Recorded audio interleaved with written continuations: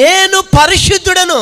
నేను ఎలాంటి దేవుణ్ణి అంటే అందరిలాగా కాదు, నేను పరిశుద్ధుడను, నేను పవిత్రుడను, నేను నీతిమంతుడను ఆయన చెప్తూ ఉన్నాడు.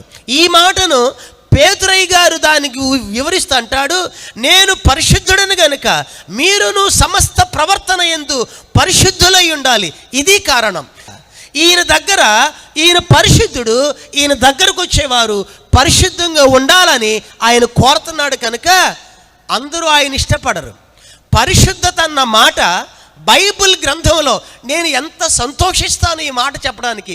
సంతోషం కాదు, అతిశయిస్తాను. ఎందుకనంటే అన్ని పదముల కంటే దేవుడు ప్రేమామయుడు, దేవుడు జాలి కలిగిన వాడు, కనికరమయుడు, కరుణామయుడు, ఇన్ని మాటలు ఆయనకు ఉన్నాయి. కానీ యాట్రిబ్యూట్స్ ఆఫ్ గాడ్ అంటారు, ఇవన్నీ ఉన్నాయి. కానీ వీటన్నిటికంటే బైబిల్ గ్రంథంలో ఎక్కువ సార్లు రాయబడిన పదం ఏంటంటే పరిశుద్ధత. పరిశుద్ధత అన్న మాట బైబిల్ గ్రంథంలో 611 సార్లు వ్రాయబడిందండి. 611 సార్లు అంటే ఇది ఎంత గొప్ప మాట, ఎంత విలువైనది, ఎంత ప్రత్యేకమైనది.